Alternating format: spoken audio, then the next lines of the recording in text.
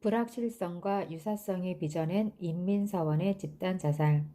크리스의 경우처럼 우리와 비슷한 사람들의 행동이 우리에게 미치는 영향력은 실로 가공할 만한 위력을 가지고 있다. 일단 우리가 그것을 이해하게 되면 우리 시대의 불가사의 중에 하나였던 가나의 존스타운에서 벌어진 강신도들의 대규모 자살 사건을 아마도 이해할 수 있을지 모른다. 그 사건에 대해 좀 더 자세히 알아보도록 하자. 인민사원은 샌프란시스코를 본거지로 빈민층의 사람들을 포교의 대상으로 했던 사이비 종교 집단의 일종이었다. 이 집단의 정치적, 사회적, 그리고 영적 지도자였던 존슨 목사는 1977년 그 본거지를 가이아나의 정글 속으로 옮기기로 결정했다. 그 이후에 그들의 존재는 1978년 11월 8일 캘리포니아주의 하원 의원이었던 라이언과 그의 보좌관들이 이 집단의 비리를 조사하던 중 가이아나의 정글 존스타운에서 그들에 의해 살해당하기 전까지는 거의 사람들의 관심 속에서 사라지고 있었다. 이 사건으로 인해 그가 체포될 것이며 궁극적으로 존스타운 자체가 와야 될 것이 틀림없다고 생각한 존스 목사는 그만의 독특한 방식으로 이 사이비 종교 집단의 최후를 연출했다. 그는 신도들을 모두 집화시킨 후 모두가 자살할 것을 명령하였다. 한 어린아이를 데리고 있던 젊은 여자가 제일 먼저 그의 명령에 응했다.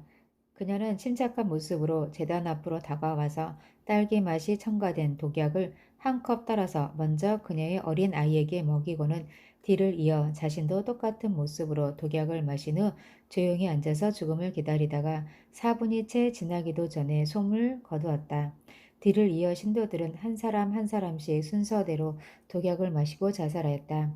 비록 신도들 중에서 몇몇은 존슨 목사의 명령을 거역하고 존스타운을 탈출하기도 하였지만 910명이나 되는 신도들의 대다수는 침착한 모습으로 그리고 자발적으로 독약을 받아 마셨다고 한다. 이 사실이 알려지자 온 미국은 충격에 휩싸였다. 신문과 TV 등의 언론 매체는 현지 보도와 상황 분석에 열을 올렸다. 사건이 발생한 지 수일이 지날 때까지도 사람들은 만나기만 하면 그 사건에 대해 토론하였다. 사망자의 최종 집계가 몇 명이지? 존스타운을 탈출한 사람이 말하기를 그들은 마치 체면에 걸린 사람처럼 독약을 받아 마셨다며 도대체 그 사람들을 그 정글에서 무엇하면서 살았대? 정말 믿을 수 없어. 왜 그런 일이 벌어졌을까? 바로 그것이었다. 중요한 것은 왜 그런 일이 벌어졌을까 하는 질문이었다. 무엇 때문에 신도들이 존슨 목사의 죽음의 명령에도 복종하게 되었는가를 설명하기 위하여 수많은 이론들이 제시되었다. 혹자는 그 이유를 존슨 목사의 카리스마적 권위에 초점을 맞춰서 설명하였다. 그가 신도들에게 군주처럼 신봉되었고 아버지처럼 신뢰받았으며 황제처럼 대접받았기 때문이었다. 또 다른 사람들은 그 원인을 인민사원의 신도들에게서 찾으려고 하였다. 인민사원의 신도들은 대다수가 빈민층 출신이었기 때문에 어차피 삶이라는 것이 그들에게는 그리 큰 의미가 없었다고 설명하였다. 또 혹자는 인민사관의 종교규율이 지도자의 명령에 의심 없이 절대 복종하는 것을 최상의 미덕으로 삼았기에 그런 현상이 벌어지게 되었다고 설명하였다. 이러한 모든 설명들이 존스타운의 비극을 일면 설명하고 있는 것은 사실이었다. 그러나 그것만으로는 충분하지 않았다. 강력한 지도자와 함께 가난한 사람들을 주요 신도로 삼고 있는 사이비 종교는 이 세상에서 그리 어렵지 않게 발견되기 때문이었다. 그러나 그러한 사이비 종교들의 어떠한 곳에서도 존스타운의 비극적 사건 같은 것의 10분의 1도 발생하지 않았다. 존스타운의 비극에는 분명 드러나지 않은 중요한 원인이 숨겨져 있었음에 틀림이 없었다. 인민사원의 사건이 발생한 직후에 있었던 TV 인터뷰에서 한 기자가 만일 인민사원이 샌프란시스코에 그대로 머물러 있었다면 그때도 신도들이 존스 목사의 명령에 따라서 자살했을까요?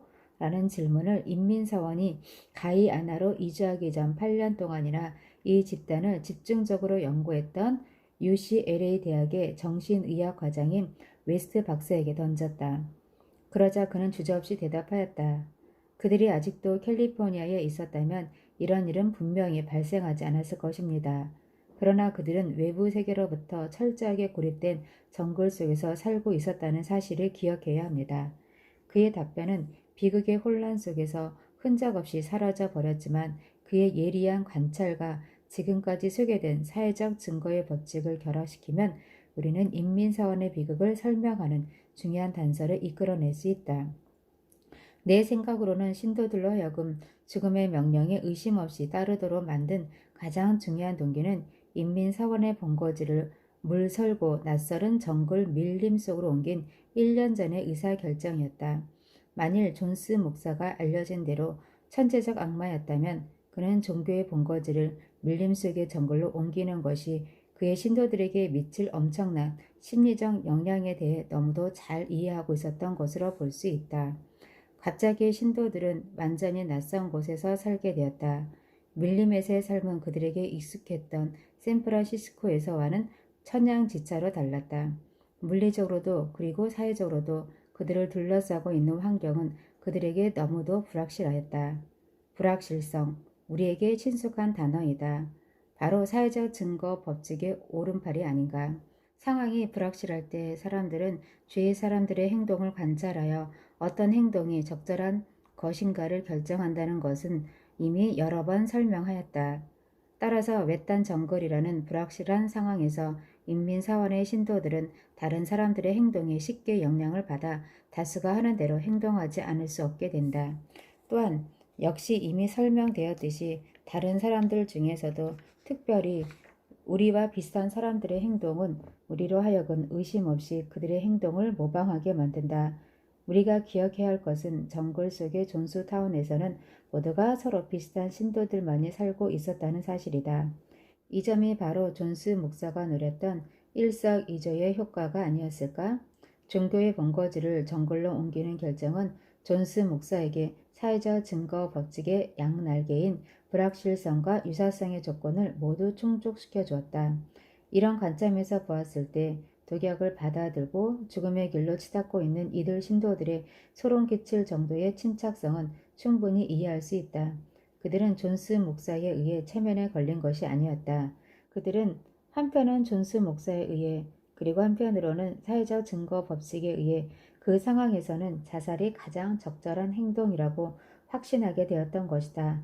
그들이 죽음의 명령을 최초로 받았을 때 그들은 상황의 불확실성에 직면하여 어떻게 행동하는 것이 가장 적절한가를 결정하기 위해 주위 사람들의 행동을 주의 깊게 관찰하였을 것이다. 이때 그들은 매우 결정적인 두 개의 사회적 증거를 발견하였다는 사실에 우리는 주목할 필요가 있다. 그들이 발견한 첫 번째 사회적 증거는 그들의 동료 중에 한 사람이 존스 목사의 명령에 신속하게 복종하여 주저없이 독약을 받아 마셨다는 사실이다. 강력한 지도자가 있는 집단에서는 어디서나 그와 같이 광신적으로 지도자를 추종하는 사람들을 언제든지 발견할 수 있다. 인민사원의 경우에 그녀의 행동이 신도들에게 모범을 보이도록 미리부터 계획된 것인지 아니면 존스 목사의 명령에 자발적으로 추종한 것인지는 쉽게 분별하기 어렵다. 그러나 그 이유가 무엇이었든 상관없이 그녀의 행동이 나머지 신도들에게 끼친 심리적 영향은 엄청났다. 만일 우리가 전혀 개인적으로 모르는 사람이라도 우리와 비슷한 사람이 자살했다는 기사를 읽게 되면 그 영향으로 우리도 따라서 자살한다는 사실에 비추어 보았을 때 존스타운 같이 고립된 곳에서 자기의 동료가 아무런 주저 없이 독약을 마시고 있는 행동이 내포하고 있는 엄청난 영향력을 한번 상상해보라. 두 번째의 사회적 증거는 신도들의 반응 그 자체에서 발견되었다. 아마도 내가 추측컨대 신도들이 처해 있는 그때 상황에서도 위계의 사람을 그저 방관만 하고 있는 구경꾼들에게서 발견되는 다수의 무지 현상이 발생했을 것이다. 존스타운의 모든 신도들은 최후의 순간 주위 사람들의 행동을 관찰하여 어떻게 행동하는 것이 주어진 상황에서 적절한 행동인가를 결정하려 하였지만 그들의 눈에 비친 다른 신도들의 모습은 모두 한결같이 침착하기만 하였다. 그러나 사실은 이들이 내부적으로는 안절부절하고 있었으면서도 외부적으로는 전혀 그러한 모습을 보이지 않은 채 그들도 은밀하게 다른 사람들의 행동을 관찰하고 있었다는 사실을 신도들은 전혀 이해하지 못하였다. 따라서 그들은 이 상황에서는 침착하게 순서에 따라서 죽음의 독약을 받아 마시는 것이 가장 적절한 행동이라고 결정하였을 것이다. 이와 같이 잘못 해석되어진 사회적 증거들 앞에서 그들 신도들은 놀랍도록 조용한 모습으로 열대림 속에서 죽음을 맞이했던 것이다. 나의 관점으로는 존스타운 사건의 분석이 존스 목사의 개인적 성격에 너무 치우치고 있다고 생각된다. 물론 의심할 여지 없이 존스 목사는 남다른 영향력을 지니고 있었지만 그가 휘두른 영향력은 그의 화려한 개인적 성격보다는 인간을 움직이는 심리적 법칙에 대한 그의 탁월한 이해력에 바탕을 두고 있었을 것이다. 그의 지도자로서의 천재적 자질은 개인적 리더십의 한계에 대한 그의 분명한 인식에 기인하고 있다. 어떤 지도자도 그의 집단의 모든 구성원들을 처음부터 끝까지 그리고 일사불란하게 설득할 수는 없다. 가장 강력한 지도자라도 그의 집단의 구성원들의 일부에게만 영향력을 발휘할 수 있을 뿐이다. 그 다음은 강력한 지도자에 의해 설득된 이들 소수 집단의 사람들이 그들이 설득당한 그대로 나머지 사람들을 설득하는 2단계에 의해 집단 전체가 한 방향으로 움직이게 된다. 따라서 가장 뛰어난 영향력을 갖고 있는 지도자는 집단의 상황을 적절하게 통제하여 사회적 증거 법칙이 자신이 원하는 방향으로 작용되도록 만들 줄 아는 사람이라고 말할 수 있을 것이다. 그 점이 바로 존스 목사가 탁월한 리더십을 발휘하게 된 이유이다. 그의 가장 뛰어난 면은 인민사원의 본거지를 샌프란시스코에서 적도 부근의 외딴 곳으로 옮겼다는 점이다. 본거지를 옮김으로써 그는 다른 어떤 곳에서도 얻을 수 없었던 불확실성과 유사성의 조건을 동시에 충족하여 궁극적으로 사회적 증거 법칙의 영향력을 자신이 원하는 방향대로 움직이게 만들었다. 그리하여 한 사람의 개성의 힘으로는 쉽게 통제하기가 어려운 수천 명의 사람들을 개개의 신봉자들에서 하나의 무리로 탈바꿈시켜버렸다. 도살장의 도살꾼에 의하면 무리의 속성을 알게 되면 수많은 가축들을 통제하는 것이 그리 어렵지 않다고 한다. 가축 무리의 일부분만 원하는 방향으로 몰아가면 나머지 가축들은 제일 앞서가는 것의 뒤를 따른다기보다는 자기 주위에 있는 가축들의 움직임에 따라서 계속 앞으로 평화롭게 그리고 기계적으로 움직인다는 것이다. 존스 목사의 놀라운 영향력도 알고 보면 그의 탁월한 개성의 힘보다는 설득 심리학에 대한 심오한 이해와 지식에서 비롯되었을 것이다.